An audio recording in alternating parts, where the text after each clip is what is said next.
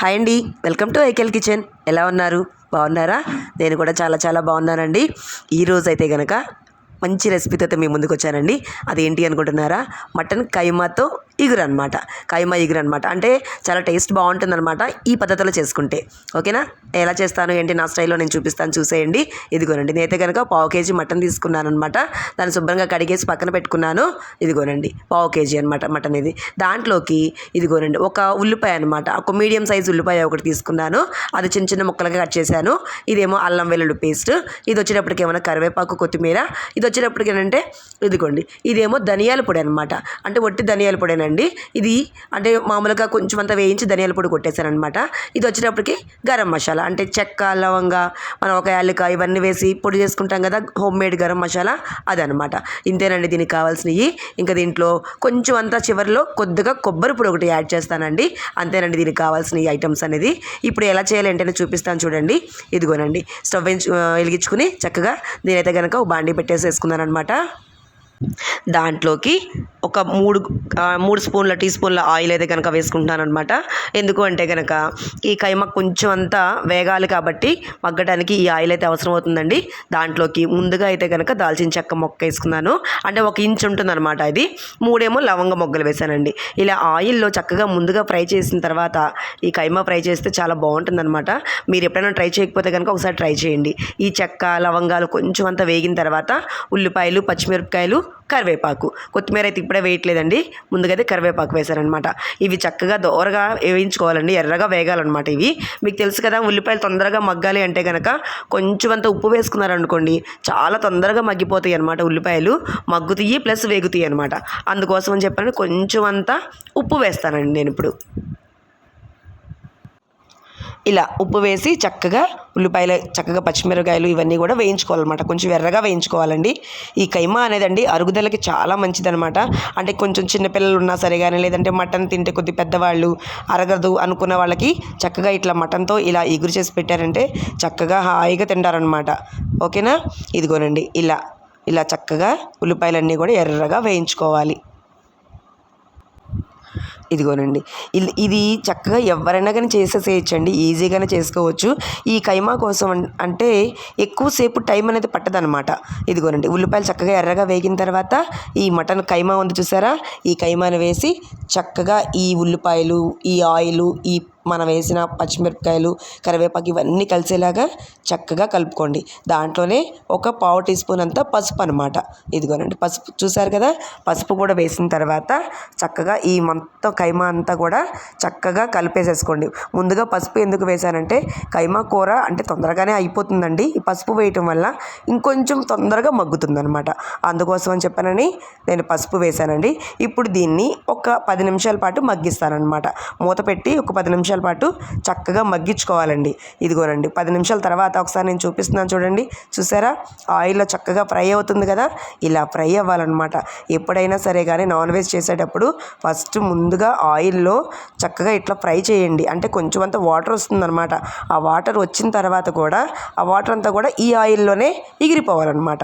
ఇట్లా ఎగిరిపోయేంత వరకు చక్కగా వేయించుకోవాలండి. ఇట్లాగా బాగా ఇట్లా వేగితే, ఎంత వేగితే కైమా అనేది ఆయిల్లో అంత రుచిగా ఉంటుందన్నమాట.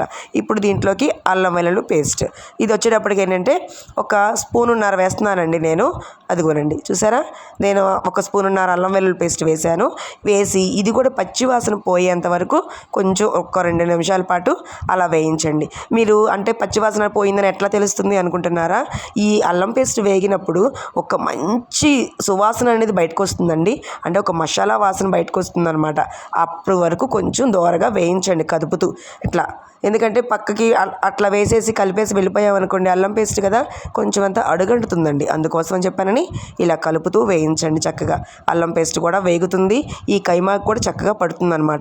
ఇప్పుడు దీంట్లోకి నేను కారం అండి, అంటే నేనైతే కనుక మా కారం కొంచెం ఎర్రగా కనిపిస్తుంది కానీ పెద్దగా కారమే ఉండదన్నమాట. నేనైతే కనుక ఒక 2 స్పూన్లు కారం అయితే వేసుకుంటున్నాను. కారం మాత్రం మీ టేస్ట్కి తగ్గట్టుగా వేసుకోండి. అంటే ఎక్కువ తినేవాళ్ళు ఉంటారు, కొంచెం తక్కువ తినేవాళ్ళు ఉంటారు కాబట్టి కారం అనేది కొంచెం మీరు చూసుకుని మీరు తినేంత కారం అయితే వేసుకోండి. ఓకేనా. ఇదిగోనండి కారం కూడా వేసిన తర్వాత ఎక్కువసేపు ఏం ఉంచక్కర్లేదండి కారం వేసిన తర్వాత. ఎందుకంటే కారం వేసిన తర్వాత ఎక్కువసేపు ఉంచితే నలుపు వస్తుందన్నమాట, కూర రంగు మారిపోతుంది.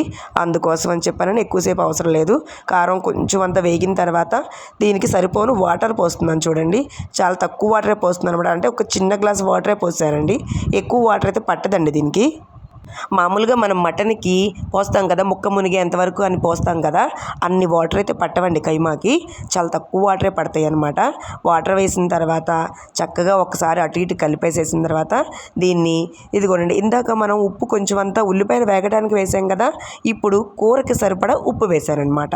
కూరకి సరిపడా ఉప్పు వేసి చక్కగా కలుపుకోవాలండి.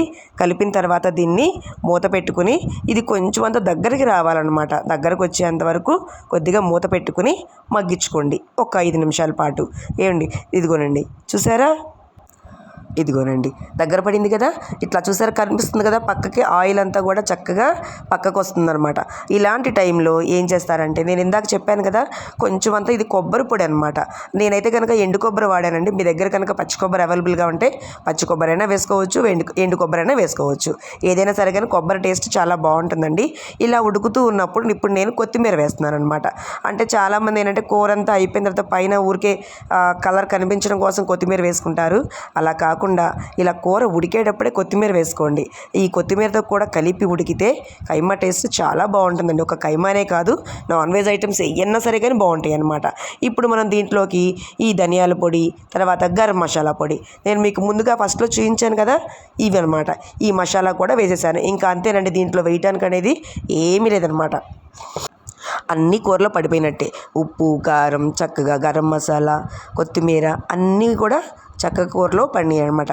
ఇప్పుడు దీన్ని చక్కగా కూర అంతా దగ్గర పడేంత వరకు మూత పెట్టుకుని ఒక 5 నిమిషాల పాటు అట్లాగే ఉడికించుకోండి. చక్కగా దగ్గరకు వచ్చేంత వరకు అనమాట. అంటే మీకు గ్రేవీ ఎంత కావాలి ఏంటంటే తెలుస్తుందండి.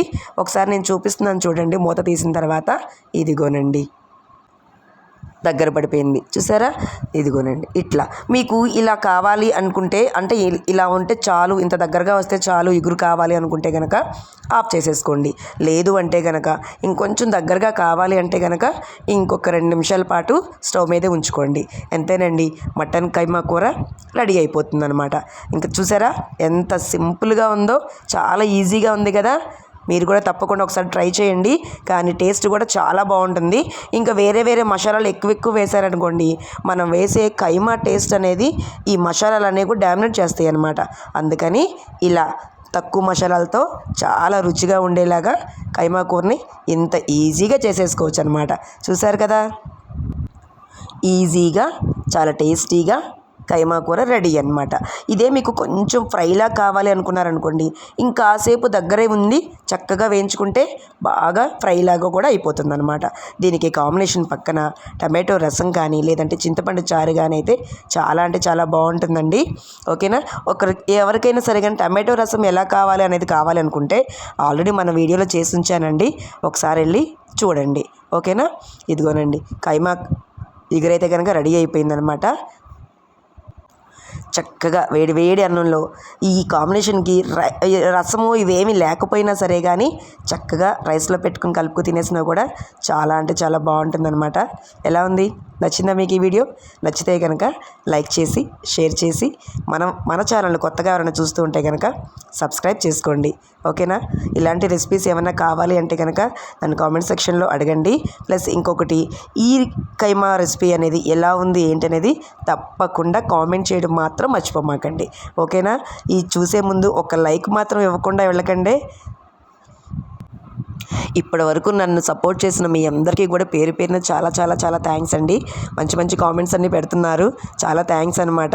ఇలాగే ఒకవేళ మీరు కామెంట్ చేయడం నాకు చాలా ఇంపార్టెంట్ అండి. ఎందుకు అంటే కనుక నేను చేసే రెసిపీ ఎంతవరకు వెళ్తుంది ఏంటి అనేది నాకు కూడా అర్థమవుతుంది. కాబట్టి దయచేసి కామెంట్ అయితే చేయండి చూసిన ప్రతి ఒక్కరు కూడా.